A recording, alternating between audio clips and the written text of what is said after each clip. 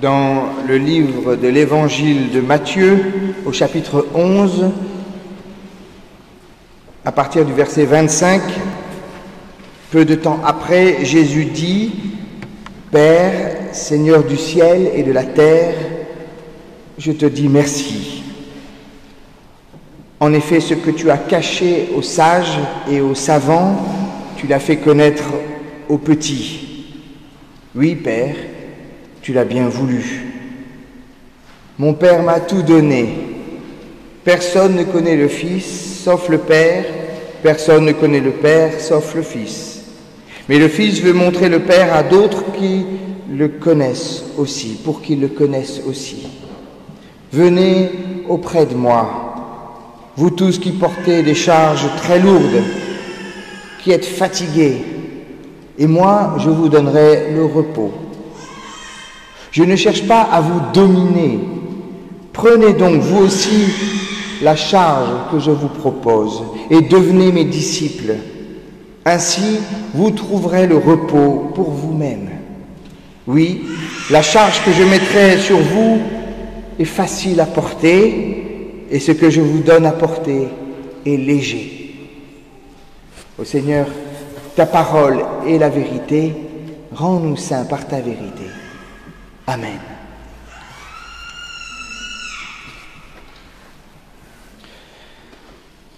Au fond, monsieur le pasteur, vous faites quoi pendant la semaine? Vous avez un vrai métier à côté?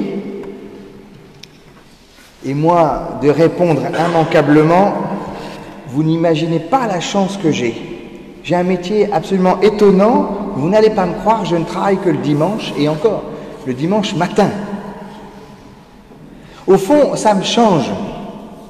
Quand j'étais enfant à la maison, on respectait le sabbat. Pas le samedi, mais le dimanche. Pas question de travailler, pas question de faire les devoirs. Tout devait être terminé le samedi. Si c'était pas fini le samedi, le dimanche, en tout cas, il était hors de question de faire des travaux d'école. Je me demande si aujourd'hui, on sait encore se reposer, prendre le temps du repos, prendre le temps de ne rien faire, de glander. À l'heure des RTT, c'est la course perpétuelle. Aurions-nous perdu le goût du repos? Et je ne parle pas ici des repos forcés comme il y avait avant des travaux forcés que vivent les chômeurs, le repos forcé.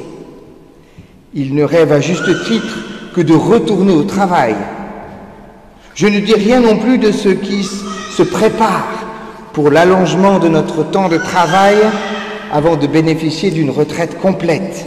De toute façon, même les retraités, et je vois un certain nombre de gens ici qui ne me contrediront pas, même les retraités mènent une vie de dingue. Non, je parle d'une maladie que tu connais bien à Nord, qui est l'activisme forcené, qui nous guette tous. Nous ne sommes pas sauvés par nos œuvres, on dirait pas. J'en arrive à me souvenir avec tendresse et admiration de mon grand-père maternel. C'était un travailleur infatigable. Toute sa vie, il a été ouvrier à l'usine, faisant les 3-8 aux aciéries du nord de la France, fabriquant des meubles, réparant les vélos, travaillant son jardin jusqu'à la nuit noire, bricolant sans cesse pour tout le monde. Il avait 7 enfants. Il prêchait tous les dimanches dans le temple de mon village. Mais je me souviens aussi du jour de sa retraite. Il est rentré de l'usine à vélo. Il a rangé son vélo dans la baraque au fond du jardin. Il a mis ses pantoufles. Il s'est assis dans son fauteuil dans la cuisine et il n'en est plus jamais sorti. Quand avec mon frère, on a essayé de savoir pourquoi il restait là toute la journée sur son fauteuil sans rien faire, il nous a répondu en patois du Nord que je vous épargne. Moi, j'ai assez travaillé. Maintenant, je me repose. Comment ne pas penser à ce texte de la Genèse? Dieu regarde tout ce qu'il a fait et il voit que c'est une très bonne chose. Il y a un soir, il y a un matin, c'est le 6e jour. Dieu a terminé le travail qu'il a fait et le 7e jour, Dieu se repose de tout le travail qu'il a fait. Il devait bien le connaître, ce récit de la Genèse, mon grand-père. Dieu prend le temps de regarder tout le travail qu'il a fait, un œil d'expert qui juge, qui jauge, un petit sourire de contentement, de fierté devant son œuvre. Dieu te regarde et il dit, une vie bonne et belle que voilà, une vie réussie, je peux me reposer maintenant. Une vie réussie, pas la sienne, la nôtre. Dieu nous regarde et il dit, voilà une vie réussie, je peux me reposer. À l'image du premier regard posé par les parents sur leur nouveau-né, c'est le premier mot posé par Dieu sur ta vie, très chère Anne-Laure. Ta vie est bonne, ta vie est belle, ta vie est réussie. Et Dieu dit, je ne vais rien changer, je vais la garder comme ça, avec ses emportements, ses colères et ses joies, avec son activisme, je vais la garder, elle est belle. Elle est parfaite à mes yeux, je l'aime telle qu'elle est. Il y a là une chose étonnante qui traverse toute la Bible, aussi bien le Premier Testament que dans le Second. À chaque fois, je dis bien à chaque fois qu'il est dit que les hommes se reposent ou qu'ils peuvent enfin se reposer, prendre du repos, c'est parce que Dieu le leur a donné. Comment le dire mieux que Jésus ?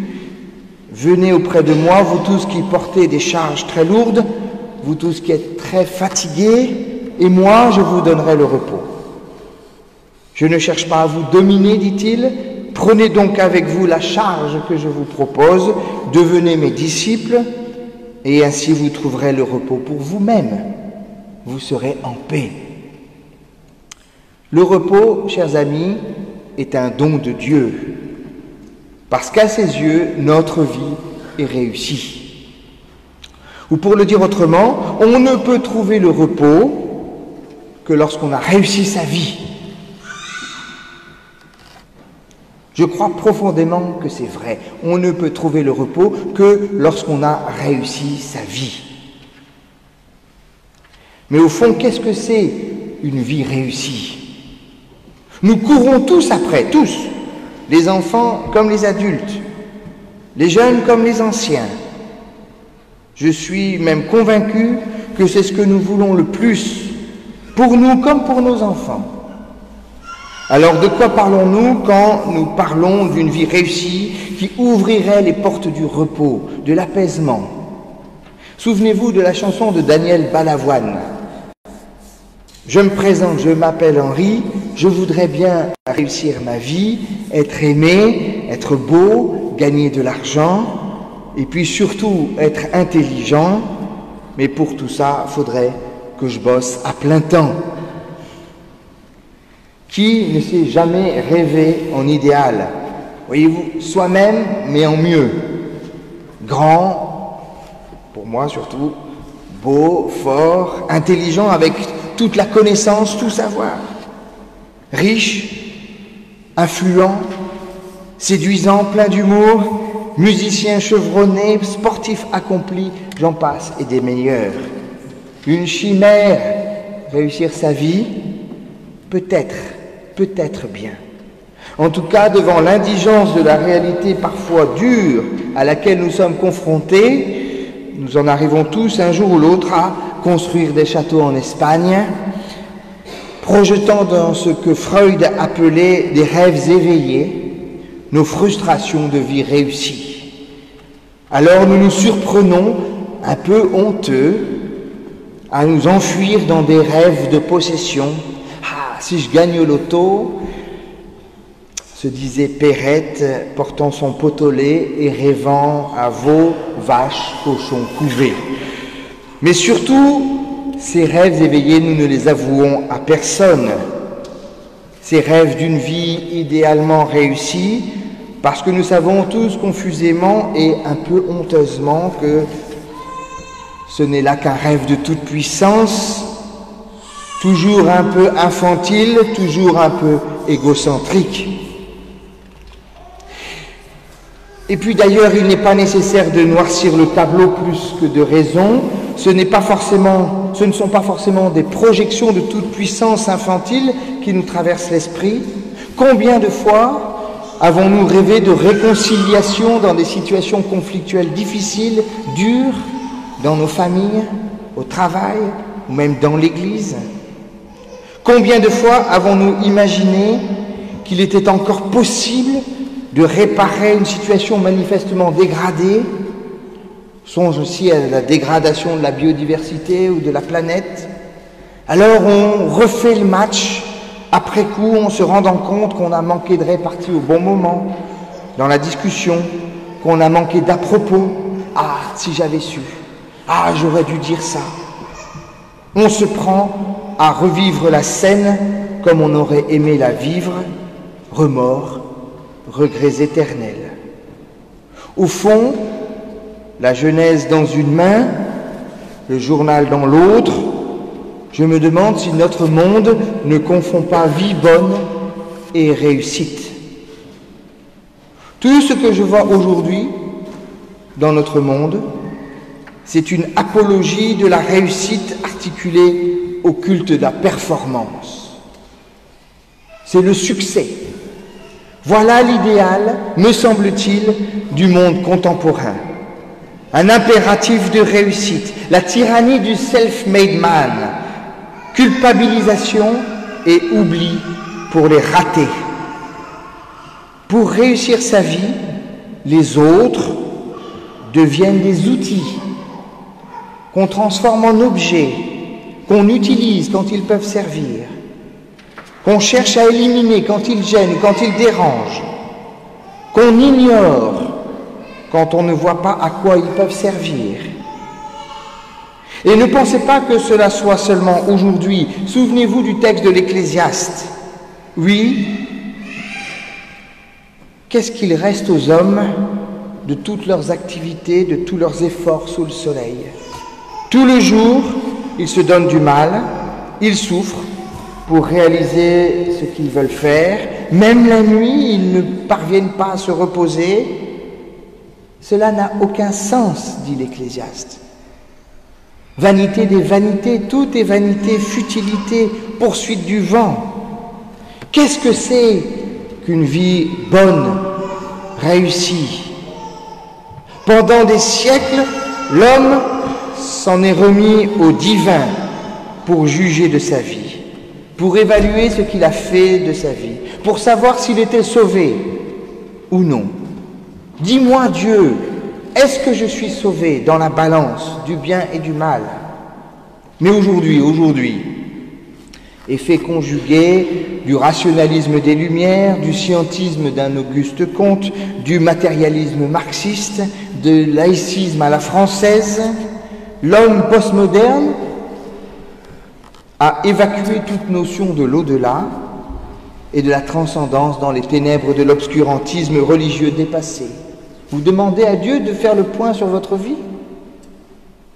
Et du coup, il se trouve seul juge de sa propre vie, de sa réussite et de lui-même.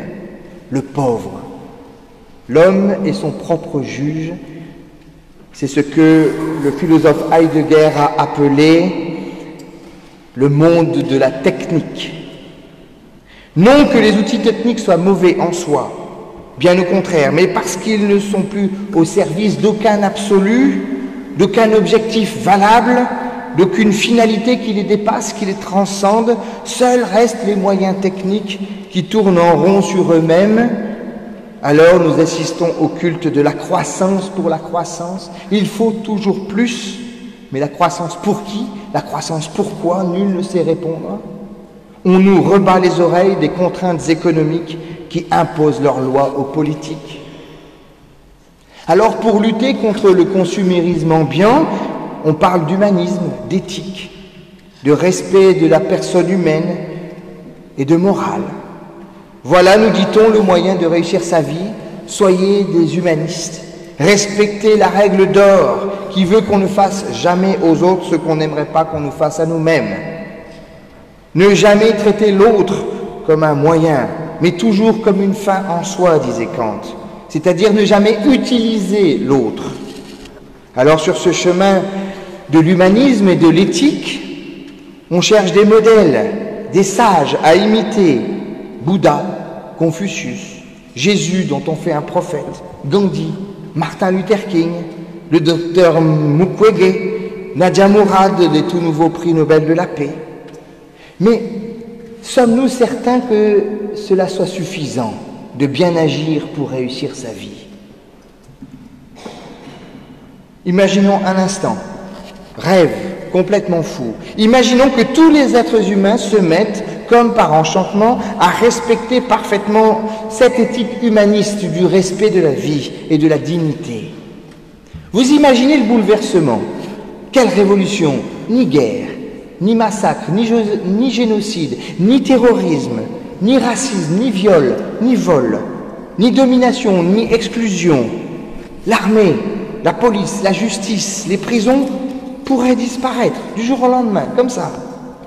Tous les conflits seraient gérés de manière pacifiste, respectueuse.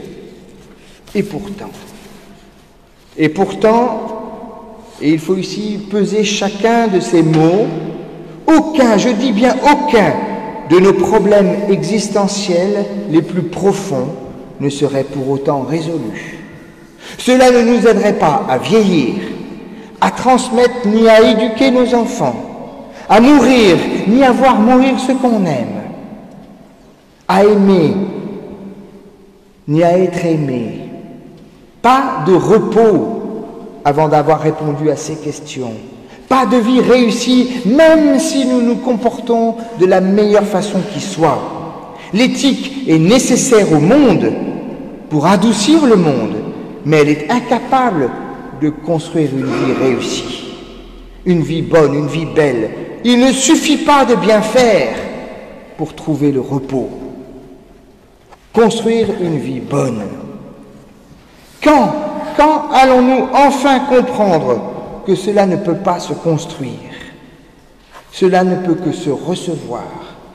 Une vie bonne, une vie belle, c'est un cadeau, c'est un don de Dieu. Il faut réentendre la Genèse. Dieu regarde tout ce qu'il a fait, vous y compris, et il voit que c'est une très bonne chose. C'est Dieu et Dieu lui seul qui, dès le départ, donne une valeur à une vie, à ma vie. Parce qu'à ses yeux, ma vie est réussie déjà, depuis la fondation du monde. Tu es réussi, me dit-il.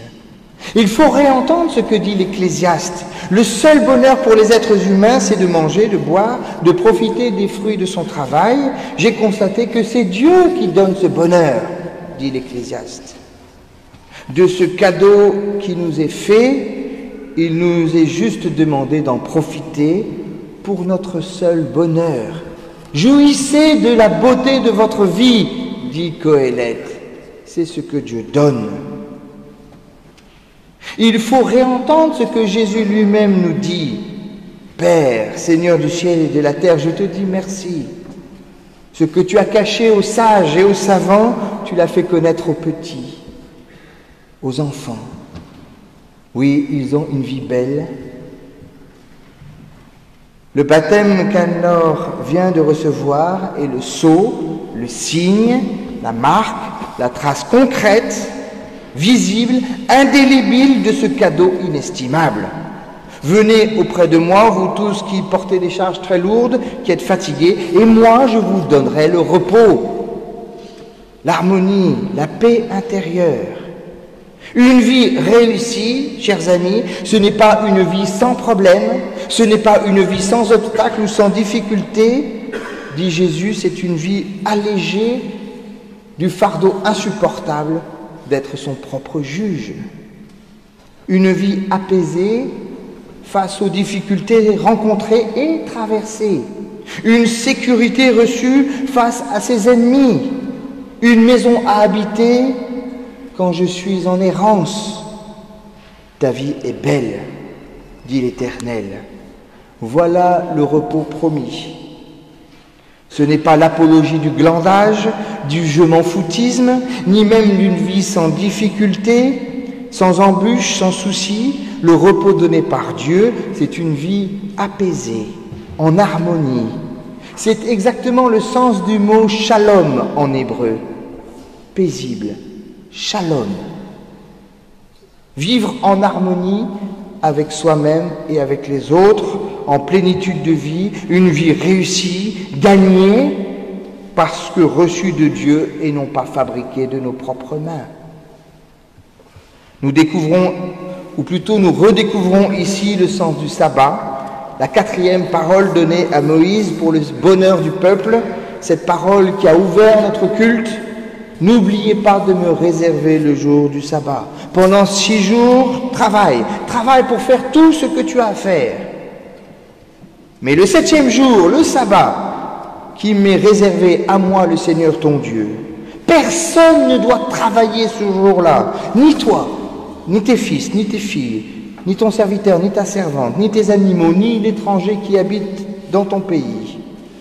En 6 jours, j'ai créé le ciel et la terre, la mer et tout ce qu'ils contiennent. Mais le 7e jour, je me suis reposé, dit Dieu. C'est pourquoi moi, le Seigneur, j'ai béni le jour du sabbat. Ce jour est réservé pour moi.